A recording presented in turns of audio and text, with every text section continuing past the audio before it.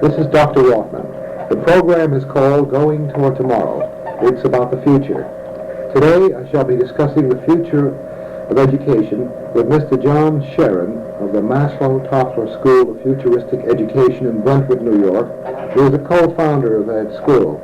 In particular, I would like to have Mr. Sherin brief us on what the Maslow-Toffler School of Futuristic Education is like, since he's a co-founder, and to give us some idea of the future of futuristic education.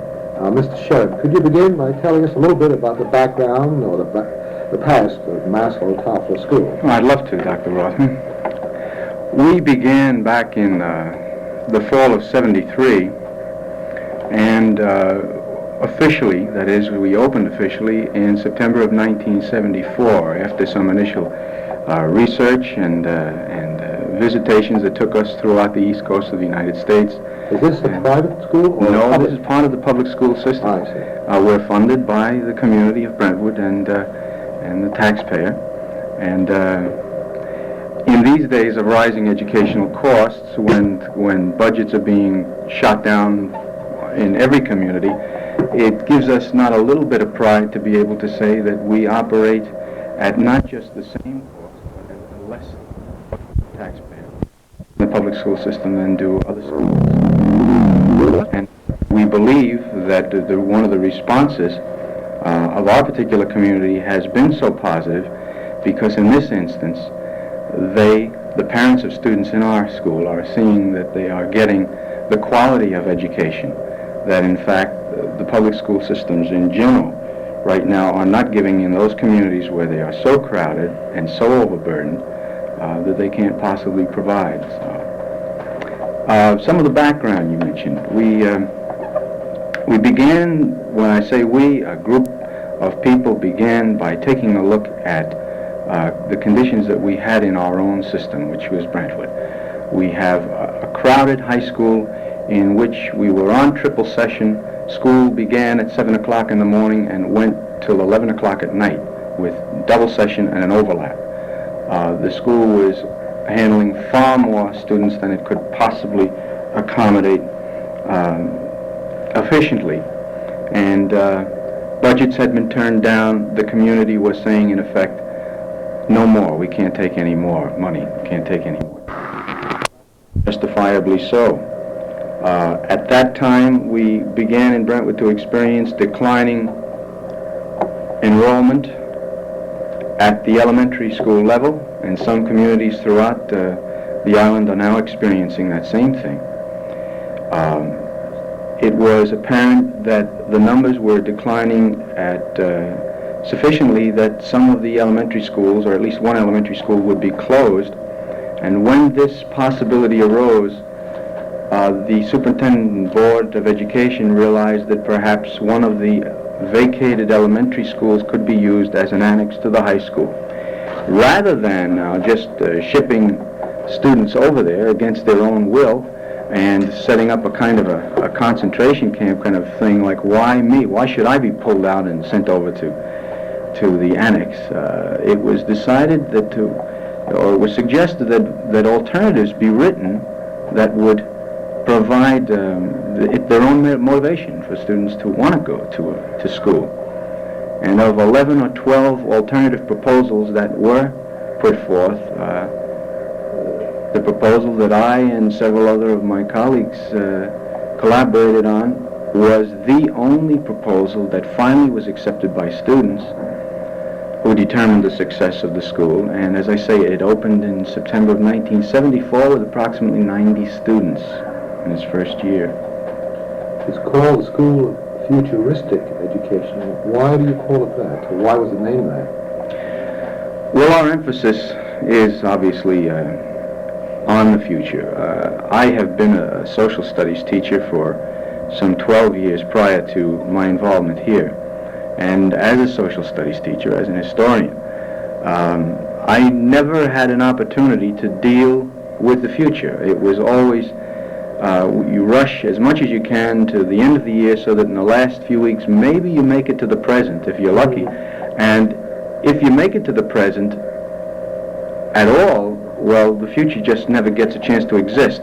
And yet the importance of knowing something about what to expect is so great today that we saw the need to create a system that would give us an opportunity to focus on the present and then take it from there and look into the future and what some of the alternatives are that might be available to us.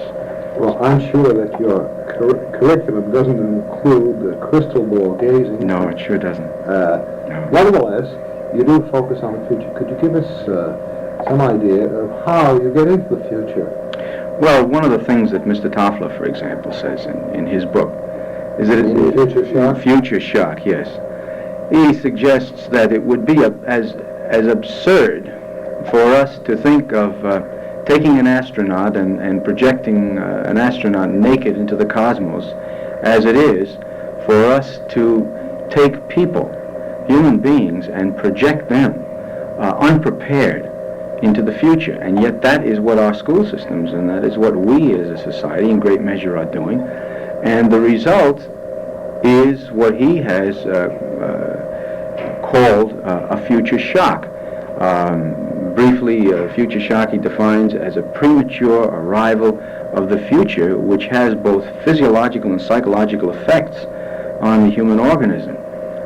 Therefore, one of the things that we attempt to do is to create a mini environment, a sort of a space capsule, a space suit, if you will, that provides a supportive and comfortable environment for young people who are virtually on the threshold of their own individual and collective futures, to assist them in developing coping techniques so that when the future does arrive and they are living in it, that it won't have the impact upon them that it has had on so many of us. And yet there's no way that we can protect people from it. It's a matter of preparing them for what's to come.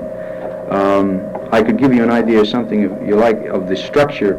I'm being very vague right now, but something of the structure of the program. By the way, Mr. Toffler edited a collection of essays on futuristic education, didn't he? Do you Yes, he call the did. titles? Are you learning about the future? It is Learning for Tomorrow. Learning for Tomorrow. With a as a matter of fact, Billy Rojas was one of the co-authors of that book, and both Billy Rojas and Alvin Toffler have visited us and spoken with our students, and both of them, as a matter of fact, have said on a number of occasions that the school is, in fact, a model or it's an analog of schools that will be springing up shortly all over the country.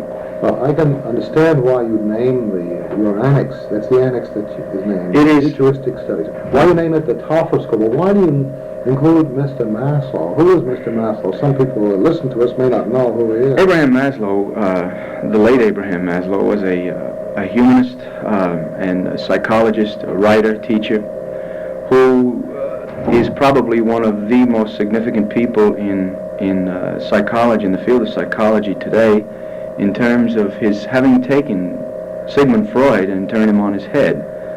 Sigmund Freud, of course, being the father of modern psychology, saw man as a very almost in a negative light, determined by unconscious motivations and needs and drives and so on. And Abraham Maslow has said that man is basically good, I guess, and that you might say, and that it is possible for man to achieve his fullest potential if he is provided an environment that is supportive and can grow without having to take care of what Maslow calls his basic needs. If they can be met, he will grow and reach his fullest potential. And the school is an attempt really to provide for some of those basic needs so that all people who are involved in it, not just students, but teachers, parents, staff, community members and so on who are involved, will have a chance likewise to grow and to learn. It's such an oversimplification, and there wouldn't be time for us to really get into what Abraham Maslow has had to say. I would suggest that anyone who might be interested in the field and knows little or nothing about him pick up one or a number of his paperbacks, Motivation and Personality being one that I can think of. His books are available pretty much everywhere. Yes, they are. Yes, they are. I suppose he studied in college in psychology courses. I would imagine he is, yes. I recall seeing a photograph of him in the NRTA Journal. Are you familiar with that? No, I haven't The seen National it. Retired Teachers Association puts out an excellent journal. It's a national organization of not only retired teachers, but active teachers who would like to support a good cause. It's called the NRTA Journal, and I had heard about, or I should say read about Mr. Maslow. Maslow, is it? Yes, it is. Maslow in the Futurist magazine, and then lo and behold, there was a picture of him in an old issue of last year's issue, of NRTA Journal. Then I was shocked to read that it was the late Mr. Maslow. He must have passed away quite recently. Yeah, there are. Let me tell you something about what our direction and our focus. I say we consider ourselves a model of many schools of the future. Not alone did I mentioned earlier that not alone do we look upon much of what goes on in contemporary education today as obsolete because of its emphasis upon the past, rather than in terms of the future. But I think there are three major areas of our own focus, at any rate. One of them is that people who graduate from our schools today, for the most part, are not prepared to become productive and contributing members of society in any meaningful way. Many young people who graduate from high school have no clear idea of what they want to do, let alone who they are or where they can make the greatest contribution. And so our focus is to not to tell people not to tell you what to learn, but to teach students how to learn, to teach students how to choose, and thirdly, how to relate to one another. It's one of those areas that is most frequently ignored, I think, in Is this a matter of interpersonal? It is very relations? definitely a matter of sensitivity and such things? Well, I would say to the extent that you are heightening people's awareness of the effect that their words and their actions have on others, that will enable them or prevent them from getting what they need in order to be happy and productive people, yes. Well, what sort of courses do you include in the futuristic curriculum that are not normal courses, let's say, something unusual? No. Well, a number of the courses that we offer are not offered in the high school. For example, there have been, since we opened, a number of courses available that treat the future. A course entitled Futures, or Futuristics, or 2002 was a course. Why is it called 2002? I know 2001 is the famous novel and movie. Some of the course names are names that evolved from discussions of students and staff. It comes out of a discussion, and that was one of those. Somebody suggested it for various reasons, and that's how that evolved. But I can give you a rundown, for example, a course on futures. Some of the themes that might be treated in that particular course would be the family tomorrow, economics for tomorrow, the dimensions of future shock, in which we look at some of the physiological as well as the psychological effects of the premature arrival of the future. Bi-county regional plan, which gives us a picture of what Long Island might be like in the year 2000. I dread to think of what it would be like if it's so crowded right now. You don't have to live on top of each other in another 25 years. That's possible. We talk about and treat science and morality, as science will affect our moral choices more and more. It becomes apparent as we read the papers even. You mean in engineering, for instance, DNA engineering? Yes, not alone that. Genetic engineering. That's what I mean, exactly. Yes, not alone that, but the choice of family lifestyles and the idea of perhaps cloning, which today is getting a lot of attention. That's exactly what I meant by genetic engineering. We're talking about the possibility of two males having the possibility. This is not to say that we should, because society will have to make those moral decisions. Two males or two females forming the nucleus of a family and having their own child, because the possibility exists on the horizon for motherless birth? That's correct, yes. So these are choices that science will provide us with the technology. It will not provide us with a clear direction as to what is right and wrong. That's something we will have to decide. And we look at personal projections, or people make their own personal projections for the future. You asked me about other courses. There are courses in semantics and consciousness raising for what would, men and for women. example, you mentioned consciousness raising.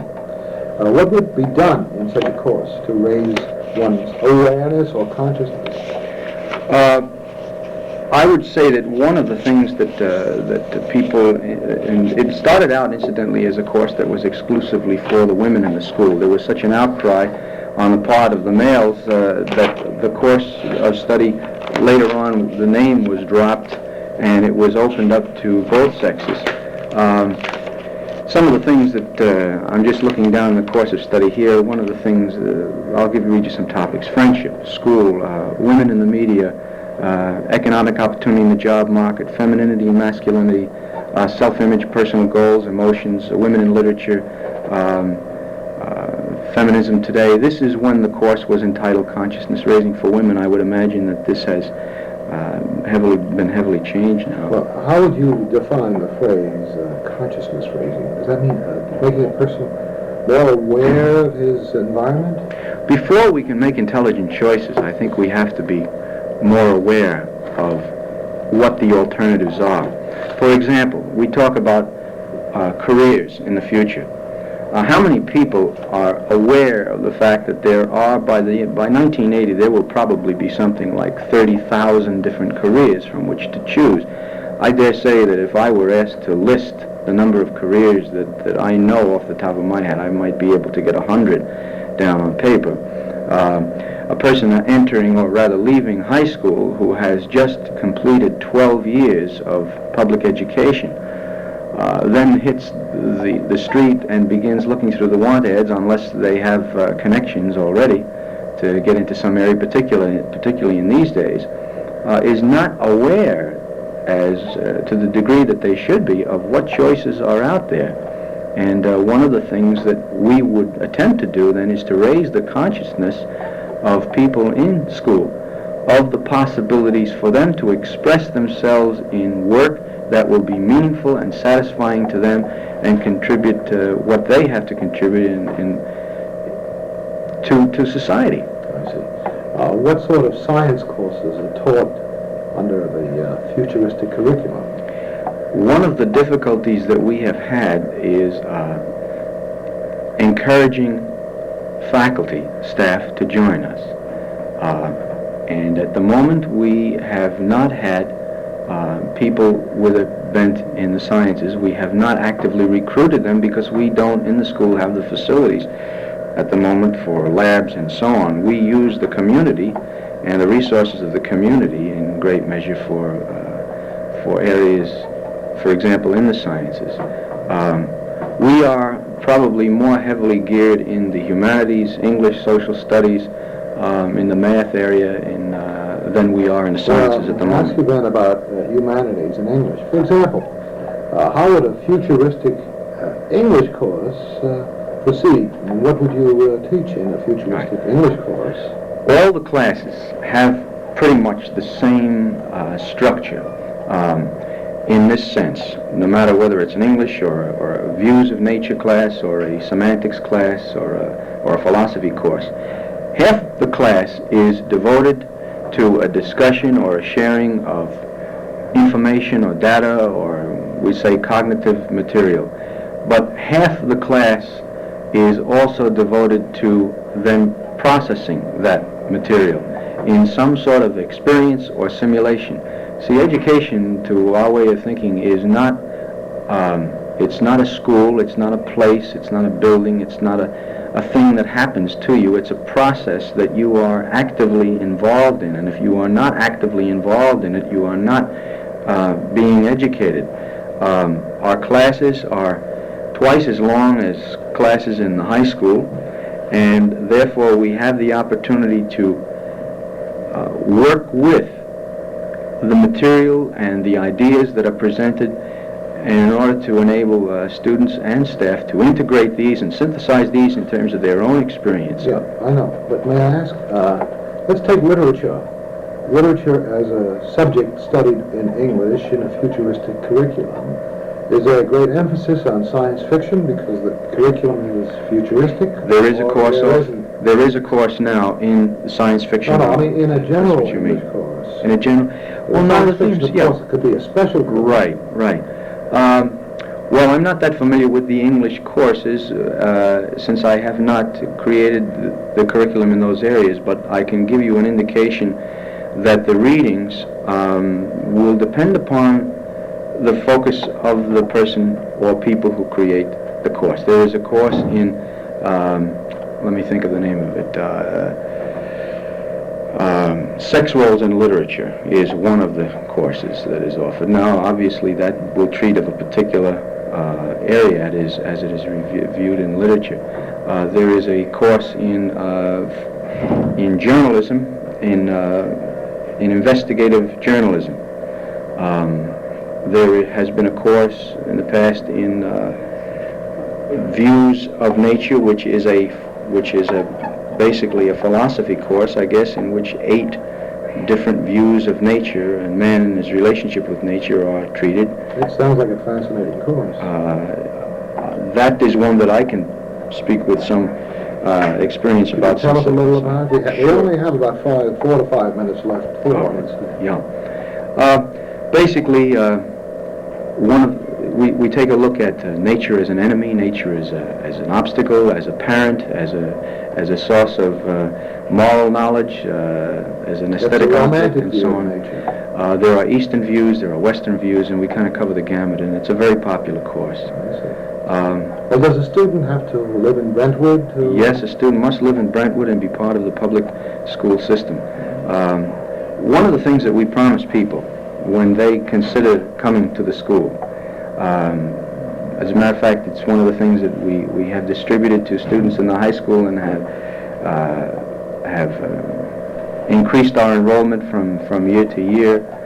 We promise that it's not going to be an easy road, that there's a great deal of pain and discomfiture involved, as there is with all growth. And when you consider the alternative, that is, you are either growing or you are dying, growth is sometimes a painful process, but it is a most satisfying one that many people in high schools and I dare say in universities today are not experiencing to the degree that they might if they were more involved in the process of education. Right. In the remaining 2 minutes or so, could you tell us what you foresee as the future of your futuristic education school? I think education in the future will become even more experiential than it is at present. At your particular school? Not just at ours. Oh, at our particular school, growth is what I see ahead. We're going to grow in numbers. We're going to grow in intensity and the richness of the experience that is provided. The quality of the education is steadily improving. How many students go through your school? We began in '74 with 90, and we are now projecting an opening enrollment of 220. 220. And how many graduate? They are all seniors with a few juniors primarily. We are only in the senior high school and only in the last year. I see. You have the curriculum only for the last year That's of correct. the senior high school, not the 4-year curriculum. No, not yet. I see. You get the seniors. That's correct. That's interesting. Very interesting. Well, the program is almost over now, and as we look ahead towards the future of education, we have less than a minute left. Could you tell us in a few words, since we have only less than a minute left, what you foresee in the future of high school education?